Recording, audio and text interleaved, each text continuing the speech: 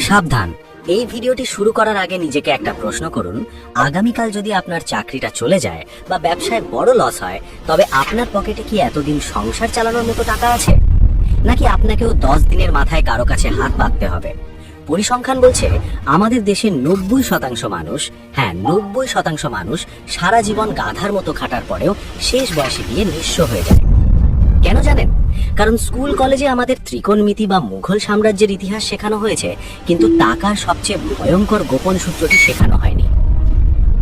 আপনি কি জানেন, আপনার পাশের ফ্ল্যাটের সেই সাধারণ দেখতে ছেলেটি যে আপনার চেয়ে কম বেতন পায়, সে হয়তো আগামী 5 বছরেই কোটিপতি হতে যাচ্ছে, আর আপনি ঋণের জালে আটকে হাবুডুবু খাবেন।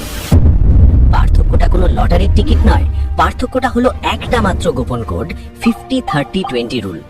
আজকের এই ভিডিওতে আমি আপনাদের হাতে সেই জাদুর চাবিটা তুলে দেব, যেটা ব্যবহার করে আপনি জিরো থেকে হিরো হতে পারবেন। আগামী 8 মিনিটে আমরা শুধু থিওরি কপচাবো না, আমরা দেখব কিভাবে আপনার বর্তমান বেতন বা আয়কে এই গোপন সূত্রের মাধ্যমে মাত্র 5 বছরেই ফিনান্সিয়াল ফ্রিডম বা আর্থিক স্বাধীনতা অর্জন করা যায়। তাই সিট বেল্ট বেঁধে নিন, কারণ আজকের এই ভিডিওটি আপনার জীবনের মোড় ঘুরিয়ে দিতে পারে। চলুন গল্পের ছলে বিষয়টা বোঝা যাক। ধরুন আমাদের গল্পের নায়ক রাহিম মাসে 50,000 টাকা বেতন পায়। সে মনে করে আরে অনেক টাকা, দেদারসে খরচ করি।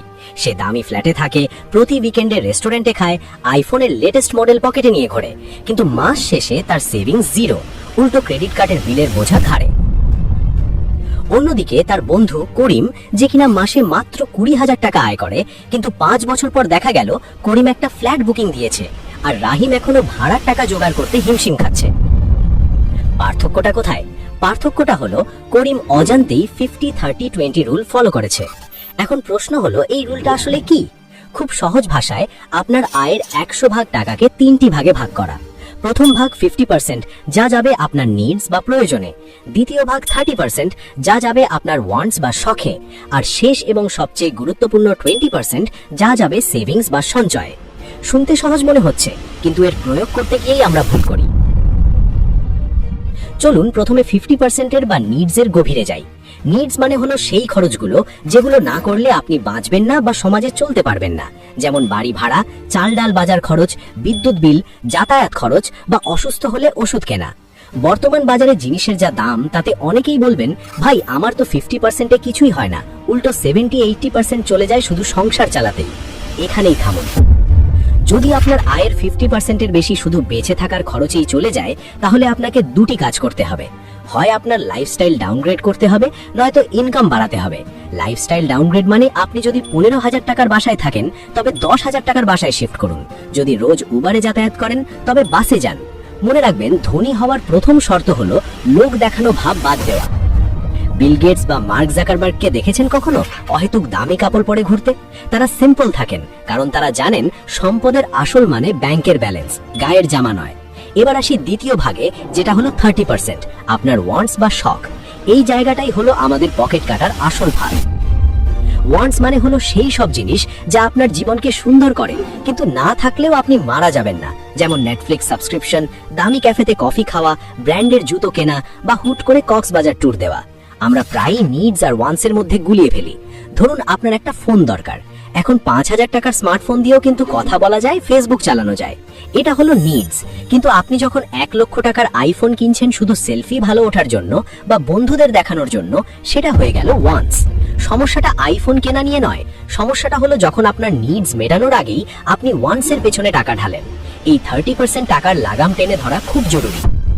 নিজেকে প্রশ্ন করুন, আমি এই খরচটা করছি নিজের শান্তির জন্য নাকি অন্যকে দেখানোর জন্য? যদি উত্তর হয় অন্যকে দেখানোর জন্য, তবে এক্ষুনি থামুন। এই 30% টাকা যদি আপনি কন্ট্রোল করতে পারেন, তবেই আপনি 20% সঞ্চয়ের ধাপে যেতে পারবেন। এবার আসি ভিডিওর সবচেয়ে ইন্টারেস্টিং এবং লাইফ চেঞ্জিং পার্টে, 20% সেভিংস বা সঞ্চয়।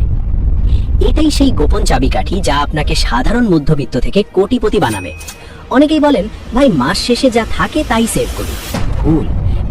নিয়ম হলো income minus savings equals to খরচ। মানে বেতন পাওয়ার সাথে সাথেই 20% টাকা আলাদা করে ফেলবেন, যেন এই টাকাটা আপনার কাছে নেই।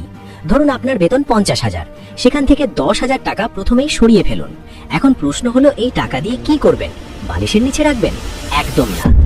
বালিশের নিচে টাকা রাখা আর টাকা আগুনে পোড়ানো একই কথা, কারণ মূল্যস্ফীতি বা ইনফ্লেশন প্রতি বছর আপনার টাকার মান কমিয়ে দিচ্ছে। আপনাকে এই 20% টাকা ইনভেস্ট বা বিনিয়োগ করতে হবে। কোথায় করবেন?